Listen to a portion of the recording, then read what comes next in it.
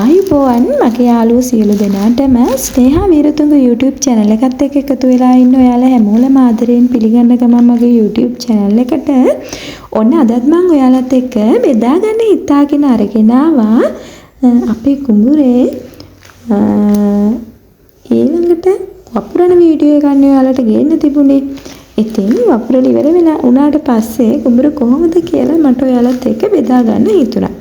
ඉතින් මම ඔයාලට සඳුදා දවසේ අරන් ආවනේ අපේ කුඹුරේ පෝරු ගාන වීඩියෝ එකක්. ඉතින් කුඹුර පෝරු ගාලා සඳුදා පෝරු ගාලා ඊට පස්සේ අඟහරුවාදා දවසක එහෙමම තියලා ඒ අඟහරුවාදා දවසේදී පෝරු ගාන අවස්ථාවේදී අත්‍රැක්ටරේට කැඩිච්ච නියරවල් ඒව බැඳලා ඊට පස්සේ අපි කොහොම හරි බදාදා දවසේ තමයි වපුරන්න සූදානම් වුනේ. ඉතින් වීත් හොඳට පැලවෙලා තියෙනවනේ. සාමාන්‍යයෙන් අපි වී පැලවෙන්න වී පැල කරන ආකාරය විවිධ ප්‍රදේශවල විවිධ විදියට වී පැල කරගන්නවා. අපි නම් වී පැල කරේ ලොකු අර ප්ලාස්ටික් බැරල් තියෙනවනේ. අන්නේ බැරල් එකකට වී ටික හොඳට හොදලා දාලා පැය 24ක් මේ වී ටික පෙඟෙන්න තියලා ඊට පස්සේ නැවත වතුර ටික බේරලා ඉවර වෙලා කෙසෙල් කොළ ටිකක් කපලා අරගෙන ඒ කෙසෙල් කොළ උඩට වී ටික තුනී කරන්න ඕනේ. ඊට පස්සේ ගොඩාක් ලොකුවට තුනී කරන්නේ සාමාන්‍ය ප්‍රමාණයට තුනී කරලා ඒ කුඩින් නැවත කෙසෙල් කොළ ටිකක් තියලා ඊට පස්සේ ඒ කුඩින් හොඳට බර දේවල් ටිකක් බර තියන්න ඕන. ඉතින් ඔය විදියට දැන් ඔන්න හරියටම කුඹුරේ වී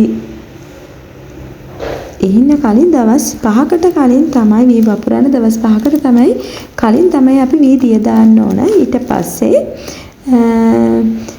දැන් බර තියන්නේ අපි වී දිය දාලා ඊට පහුවෙනි දවසේ තමයි පැය 24 ගෙවුනට පස්සේ අපි වී ටික වතුර බේරලා බර තියලා තියන්නේ. ඒ විදිහට දවස් 2ක් තියලා බලනවා අපි වීයට චුට්ටක් හරි පැලවෙන්න බලනවාද කියලා. ඉතින් ඊට පස්සේ චුට්ටක් අර කණු කැපිලා වගේ තියෙනවා නම් අපි ඒකට නැවත වතුර ටිකක් දාලා නැවත බර තියලා හොඳට පැලවෙන්න තියනවා. ඊට පස්සේ හොඳට මුල් ඇදුනට පස්සේ පස්වෙනි දවස් උදේ වෙනකොට මෙන්න මේ තරමට අපිට මුල් ඇදිලා තියෙනවා. එයාලට පේන්න පුළුවන්. ඊට පස්සේ වී ටික අත් ගන්නවා කියලා. වී මුල් ඇදුනට පස්සේ එකට ගුලි හැදිලා වගේ තමයි තියෙන්නේ. ඊට පස්සේ අපිට කරන්න තියෙන්නේ හිමින් සැරේ මේ මුල් ටික ලිහලා මේකට කියන්නේ අත් ගහනවා කියලා.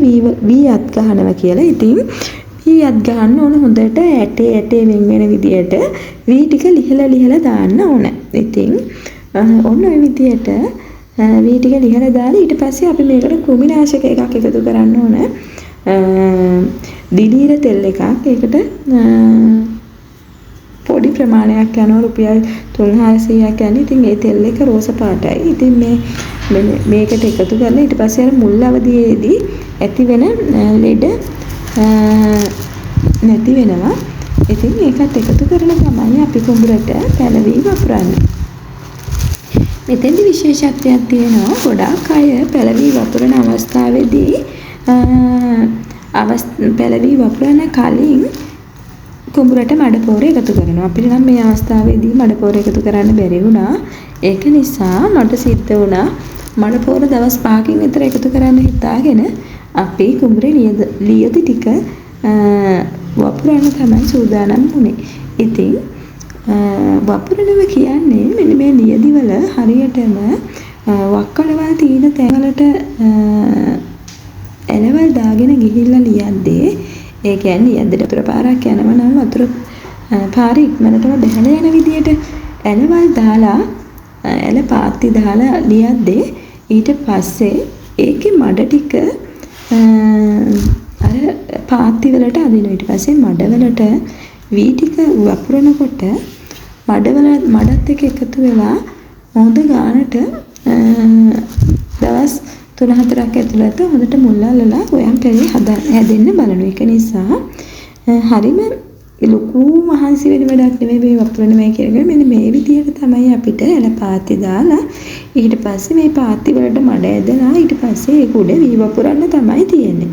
ඉතින් ලොකු ශ්‍රමයක් නැති වුණාට ටික කාලයක් යන වැඩක් තමයි මේක කරන්න. ඉතින් මෙන්න මේ විදිහට අපි එලපාති දාලා මඩ ඇදලා වී වපුරලා තියෙන්නේ. ඔයාලට මේ වීයට පේන්නේ නැත්තේ ඇත්තටම අර මඩත් එක කවලම් වෙලා වගේ තියෙන. මේකේ වීයට අපිට හරියටම පේන්නේ කොළ පාට කට්ටයක් වගේ චුට්ටක් ගොයම් පැල උස ගියාට පස්සේ. ඒ කියන්නේ දවස් 4-5කින් මම ඔයාලට ඒකේ වීඩියෝ එකකුත් අරන් එන්නම්. හරියටම අපි දැන් බදාදනේ වී පැපිරුවේ.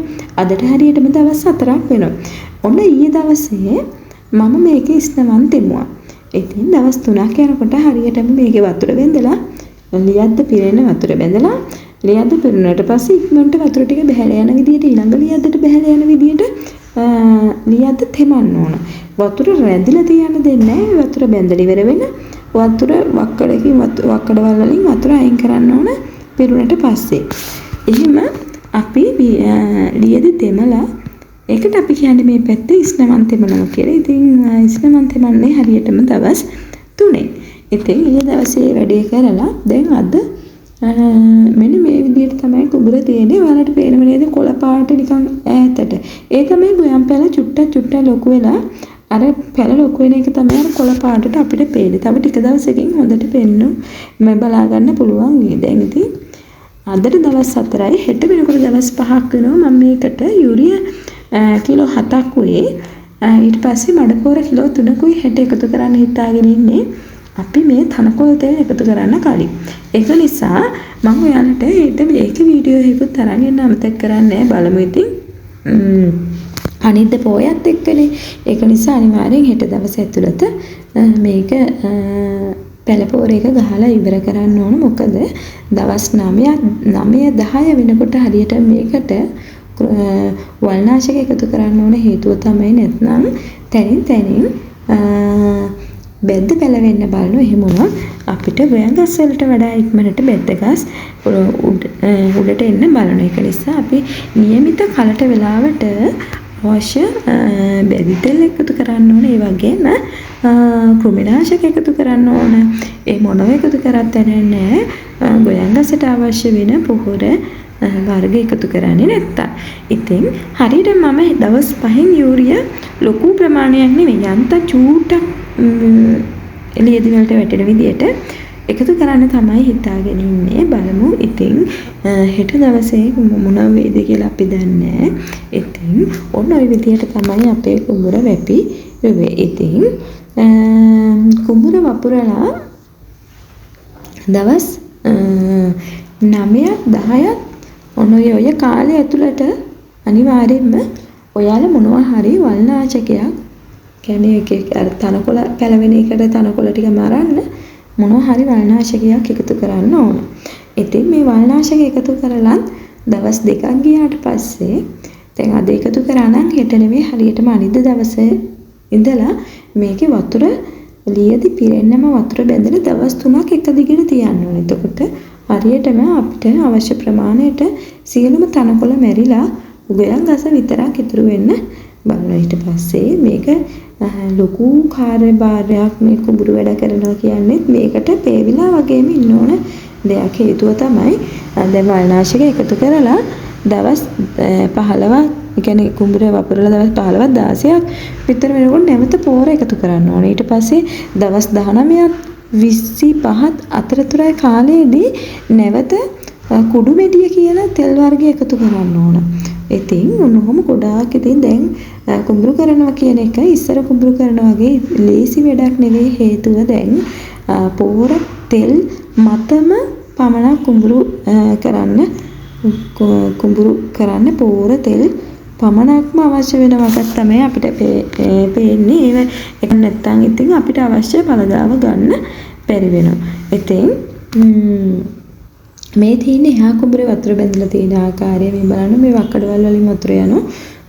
වතුර පිරුණාට පස්සේ වක්කඩවල වලින් හිමින් වතුර මේ පහළට යන විදියට වතුර අඩු කරන්න ඕන. ඉස්නවන් තෙමනකොට මේ එහා කුඹුරේ ඉස්නවන් තෙමන වීඩියෝ එකක් තමයි මේ බලනකොට මේ යන්තම් වීයට පේන්නේ හොඳටම වේලිච්ච ලියද්දක විතරයි වීයට පේන්නේ. හේතුව තමයි අර මඩ ගතියට ඊයට යට ගිහිලා තමයි තියෙන්නේ. ඉතින් ඔයාලට හරියටම තව දවස් කිහිපයකින් මේක බලා ගන්න පුළුවන්. ඉතින් ඔයගොල්ලෝ අද මගේ YouTube channel එකත් එක්ක එකතු වෙන කෙනෙක් නම් අනිවාර්යෙන් මගේ YouTube channel එක subscribe කරලා bell icon එක click කරන්න. ඒත් එක්කම ඔයාගේ යාළුවෝ අතර මගේ වීඩියෝ share කරන්නත් අමතක කරන්න එපා. ඒ වගේම වීඩියෝ එකක් දැම්මට පස්සේ like එකක් comment එකක් දාගෙන යන්නත් අමතක කරන්න එපා. එහෙනම් ඔන්න ඔය විදියට තමයි කුඹුරු වපුරලා තියෙන්නේ අපේ කුඹුරු වැපිරුවේ. ඉතින් තනියම වීදිය දාලා වී පැල කරලා ඉතින් මේ වගේ තත්ත්වයකට ගෙන ඒම ගැන ඇත්තටම මට හරිම සතුටුයි. ඉතින් අලුත් වීඩියෝ එකකින් නැවත මුණ ගැහිමේ බලාපොරොත්තු වෙන සමගින යන තමයි සූදානම් වෙන්නේ. එහෙනම් ඔයාලා හැමෝලටම සුබම සුබ දවසක් ගිහින් එන්නම්.